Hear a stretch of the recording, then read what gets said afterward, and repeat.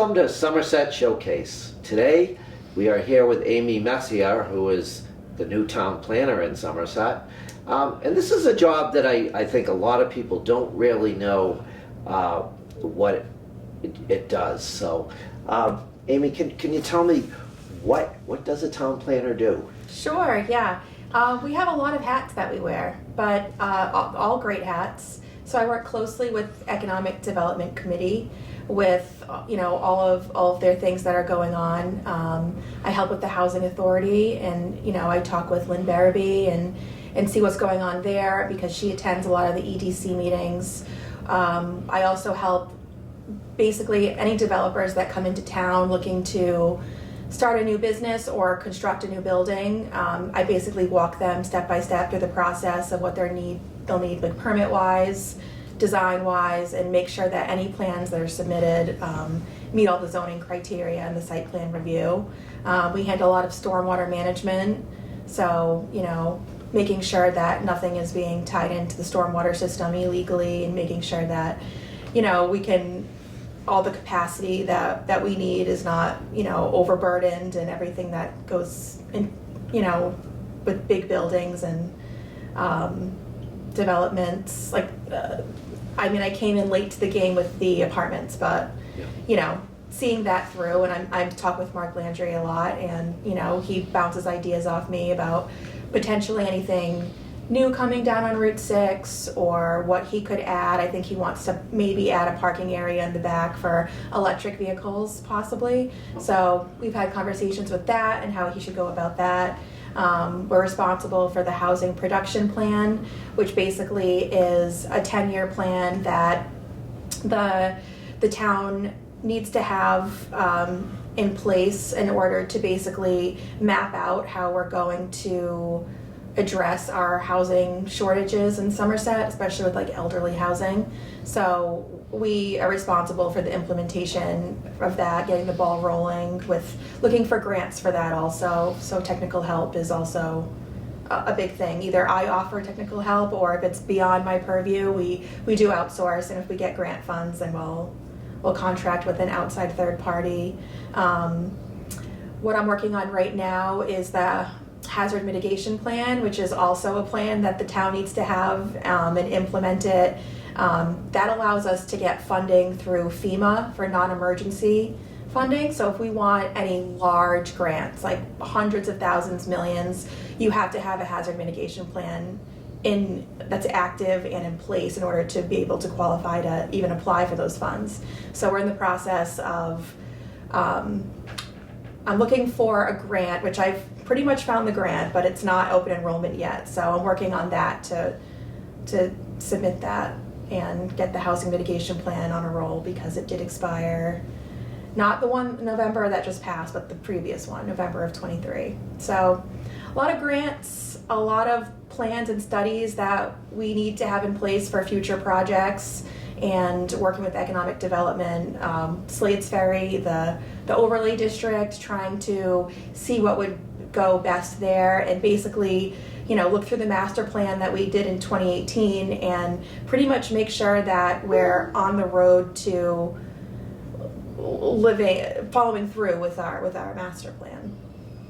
So there's a lot going on, but it's all good. It sounds like it. I mean, I know grants, when they were talking about hiring a town planner, that was one of the big selling points that they were talking about, was the amount of grant money that a planner could bring in. So you're already working on that. Yes, and I've done my fair share of grant work, although it was smaller grants in Westport, but I'm familiar with the grant process for state and federal. So federal ones are the big money where you want to get that grant, but they're a lot of work. So a lot of time and research goes into those when you're looking for a grant that could fund a potential project that would suit the town. Now, you started in September? Yeah, September 26th. September. Yeah. What are some of the bigger projects that you've worked on since that time? I mean, you're just getting going right now. I'm just getting going. I'm kind of just getting situated in.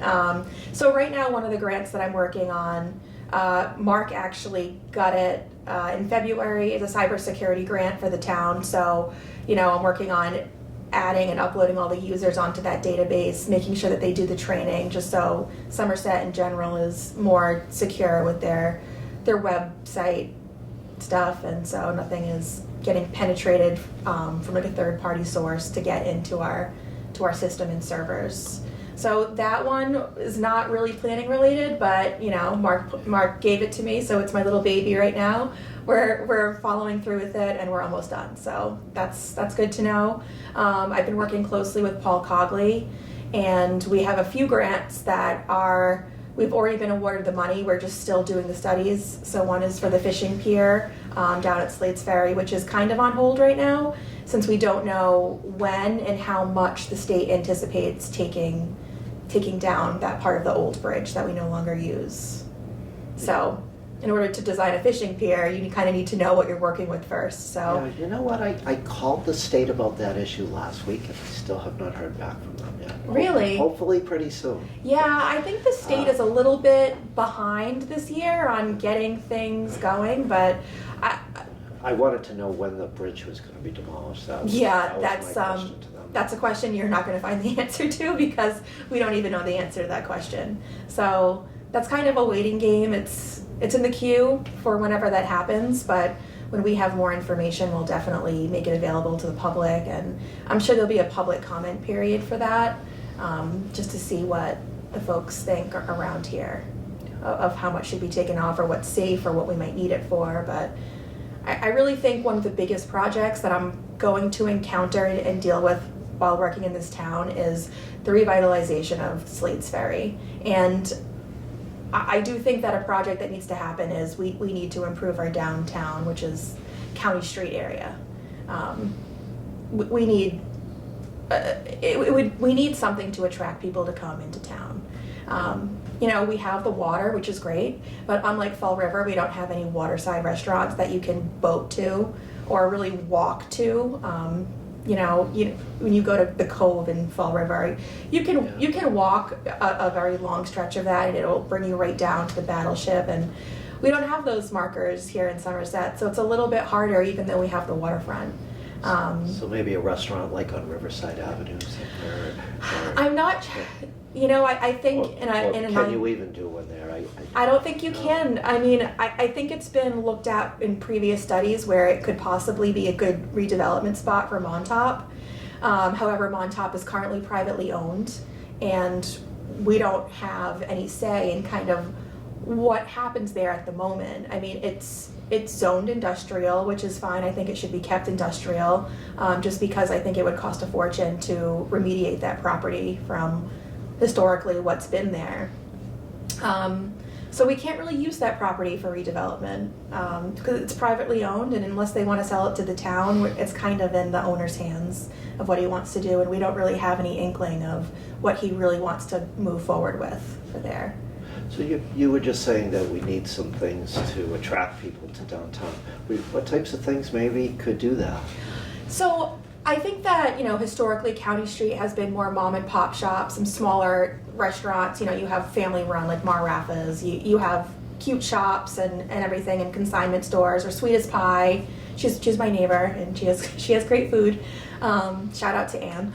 I remember when she started right down here on Riverside Avenue. She had a little tiny place. Yeah, she's come a long way, and she's doing great. I think she might be looking to part ways in the near future and sell it to someone, but it's a great little store, and we definitely support it. I know our family does. My dad is very wild about her pies, so that's always good.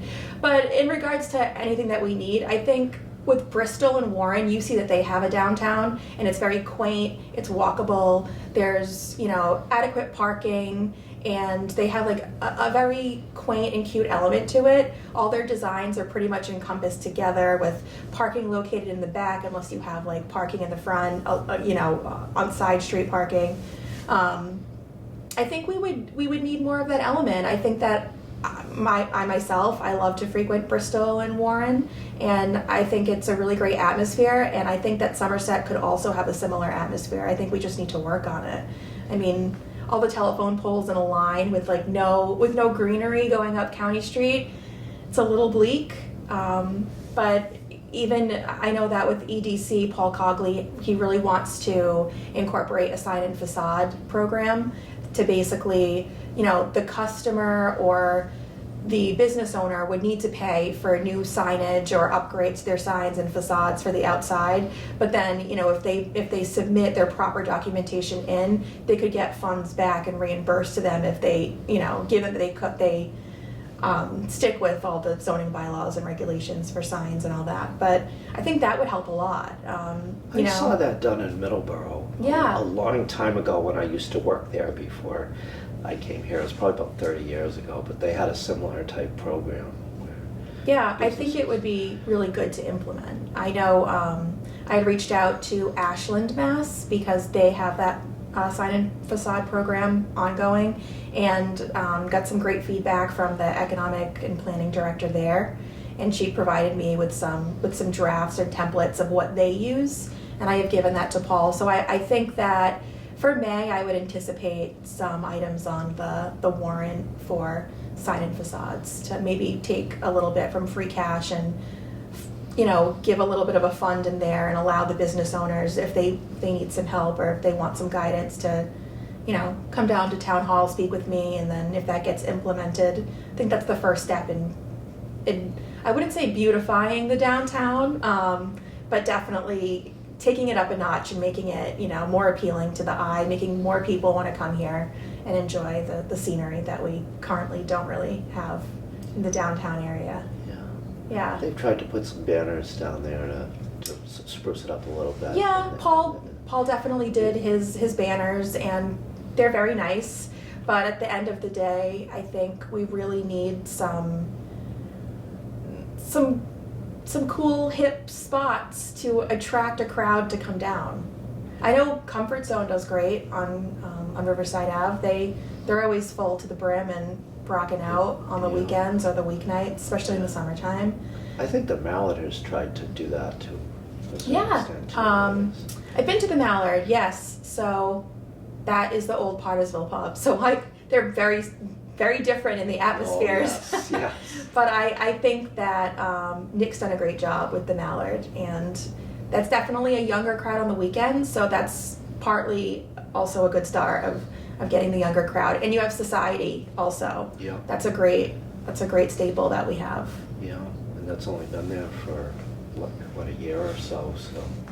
Yeah, and they're doing an outside patio, so it looks like that would be really nice. That'll turn out nice.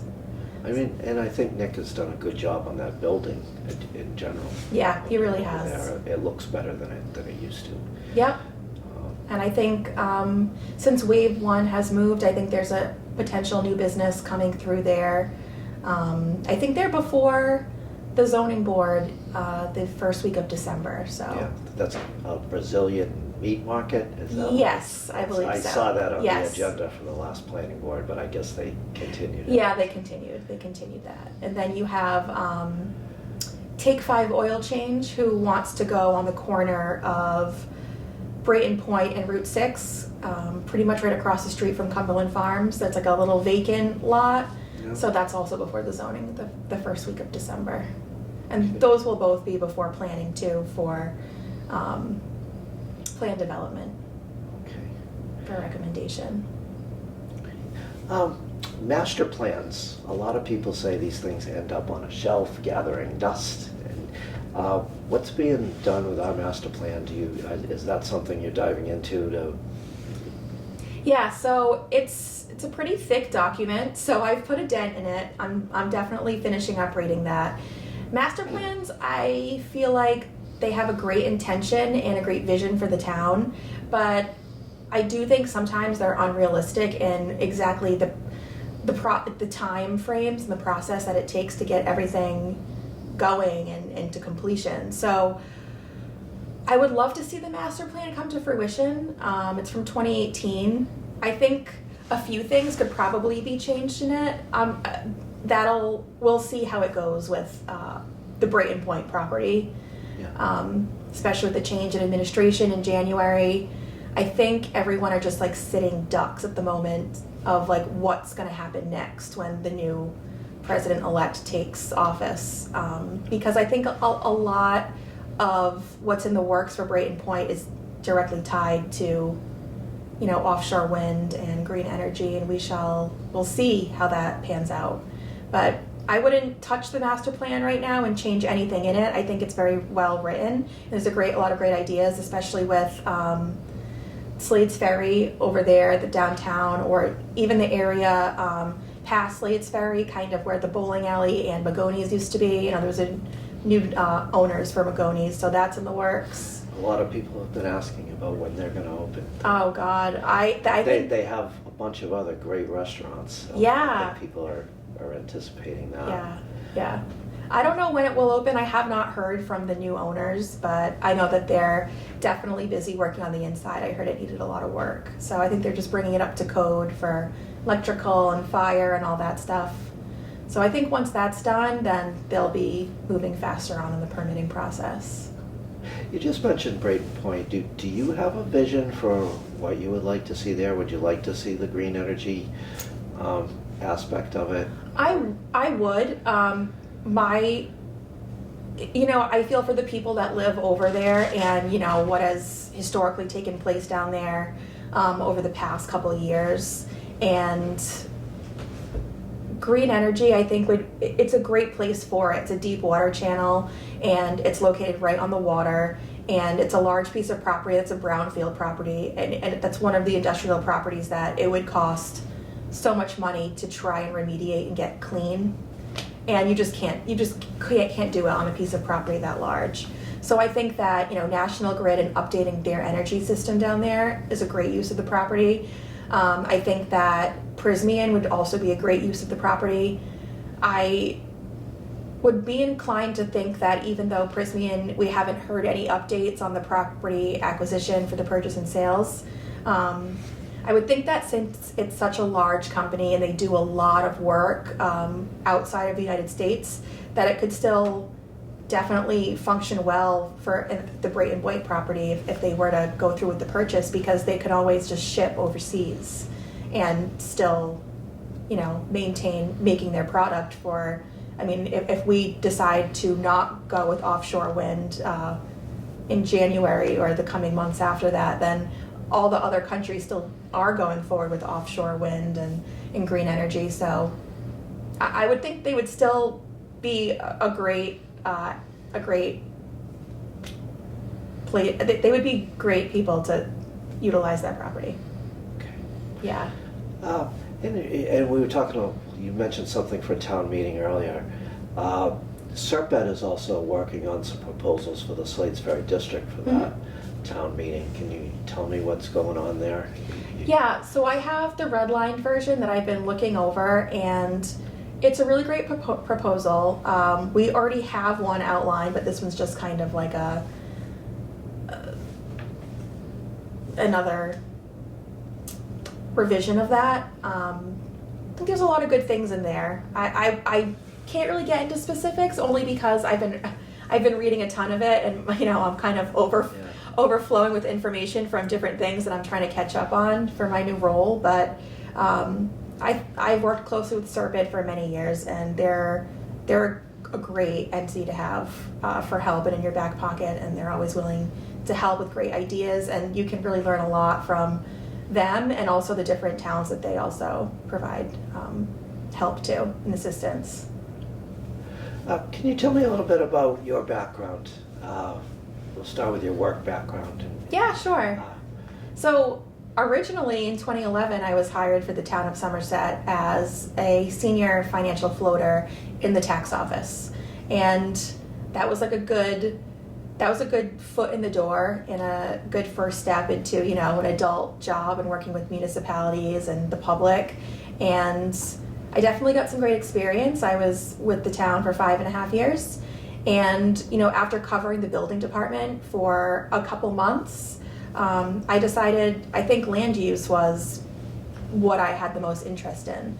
So I took a leap of faith, and I got a job in Walpole in the economic development office as their assistant, and pretty much worked under the economic development director and worked closely with the zoning and planning and conservation. So I did get a lot of knowledge there. I had 4.5 years there, and Walpole is a definitely larger town. They have a population of, I think, upwards of over 60,000. So definitely large scale for development wise. So I kind of went from a small town working with taxes and, in the building department, it was special permit or variance for a fence or for this and that, smaller things. And then to go to Walpole and really just totally envelop myself in large developments. It was definitely a learning curve, but I learned a lot from there. And from there, after I figured that I had my role under control and kind of wanted to spread my wings more so, I saw that there was an assistant planner job open in Westport, and I applied and luckily got the job, and I was there for 3 years.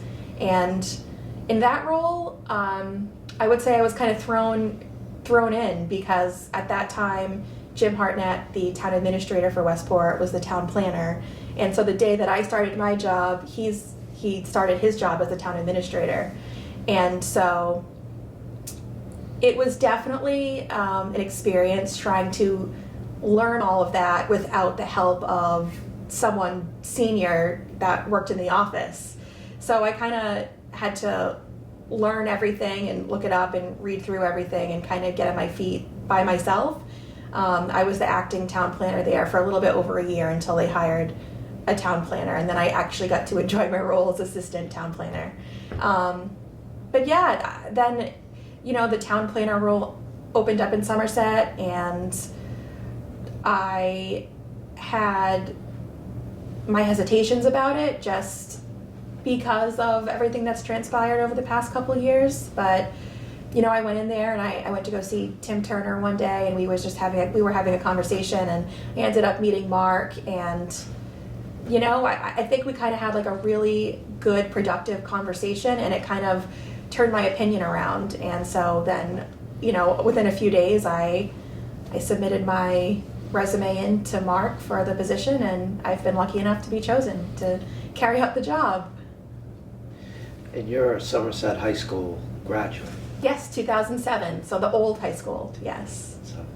And you pretty much lived in the town your whole life? Right? Yes, I've essentially never left town. I love this town. It's quaint. I know it like the back of my hand. I know a lot of the people in this town. And it's a sense of comfort in that way for work that I don't think any other town could provide me, because I've grown up here, lived here, breathed here, work here,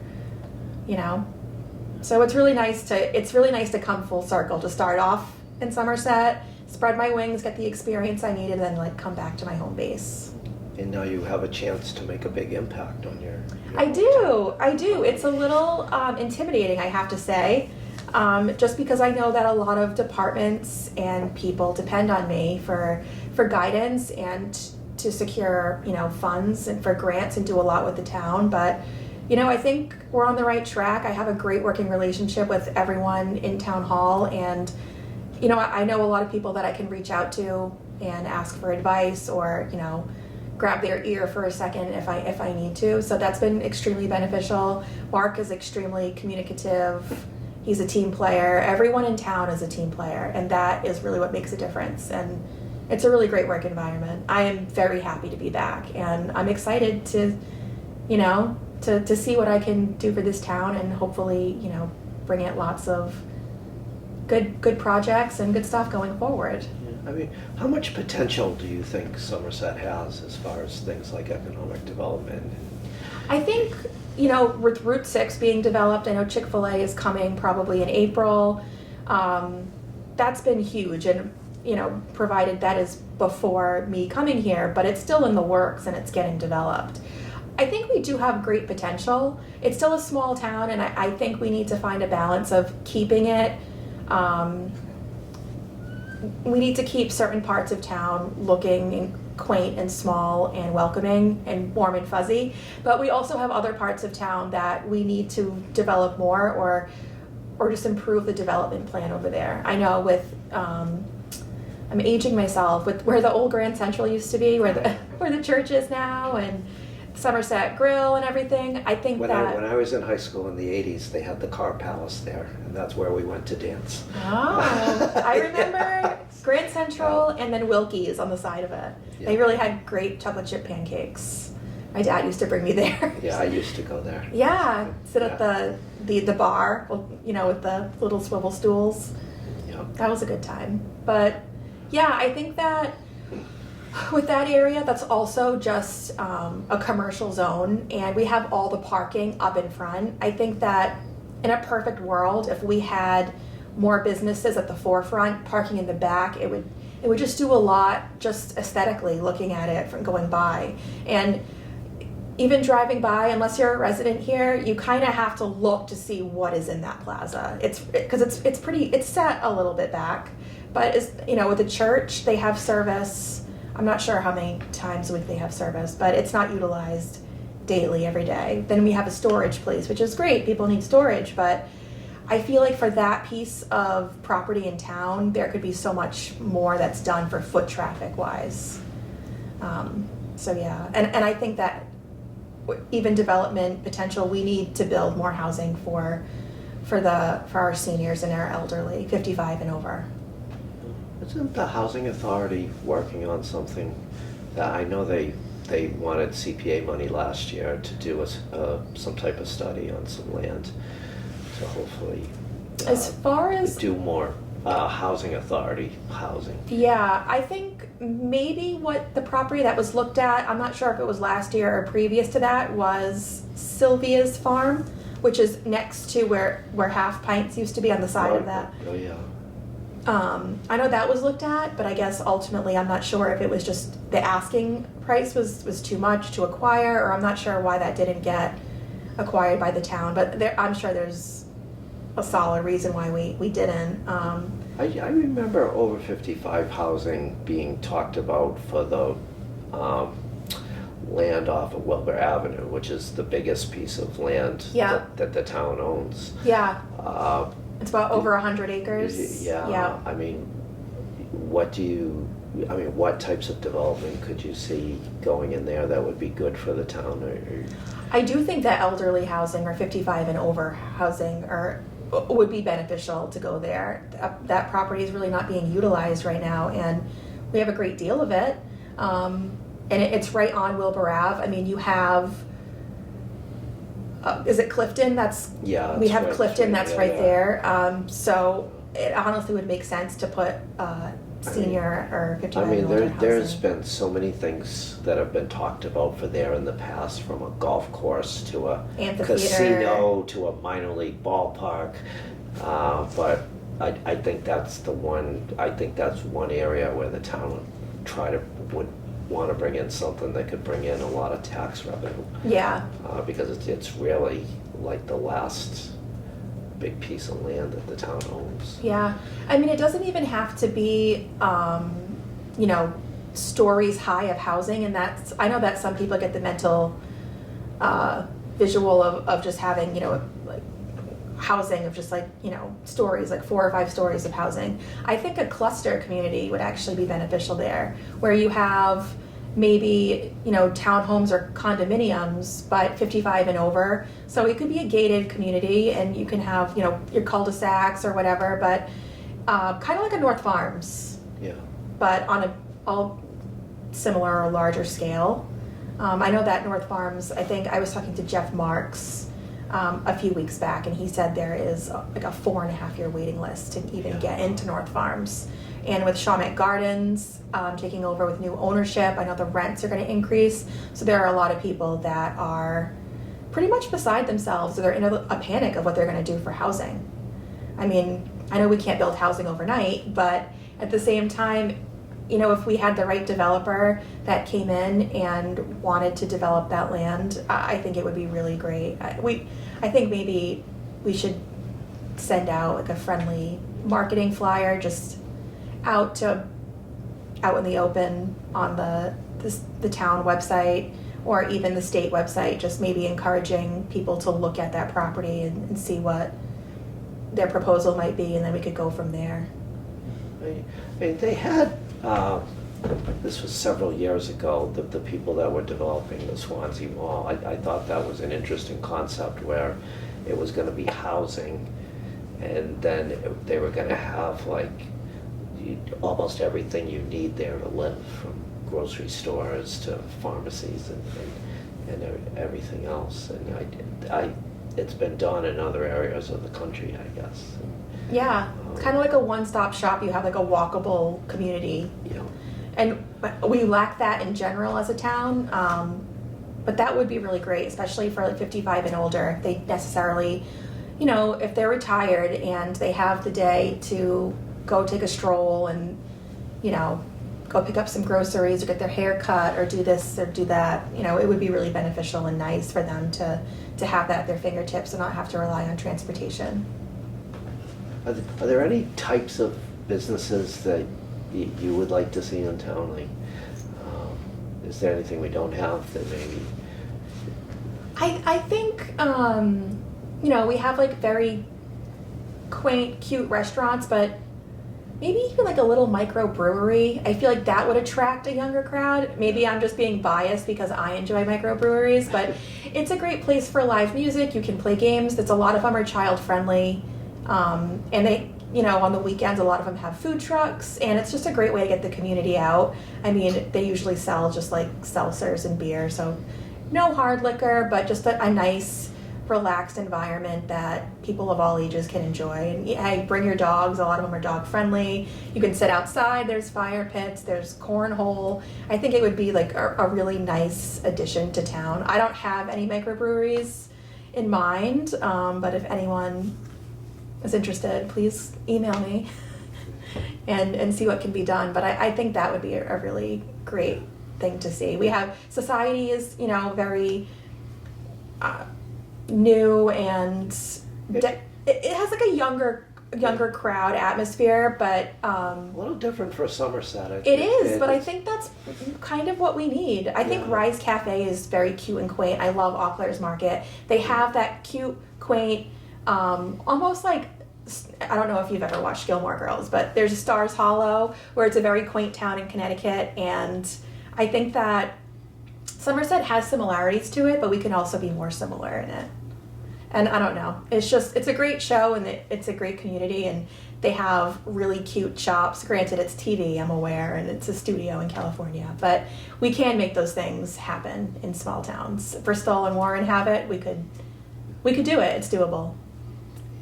All right, well, thank you for coming in. Yeah, thank you for having me. I'm sure we could talk about some of this stuff all day, but because there's just so much as far as things you could do in town. There is a lot. But thank you for tuning in to Somerset Showcase. We've been talking to new town planner Amy Messier. We will see you next time.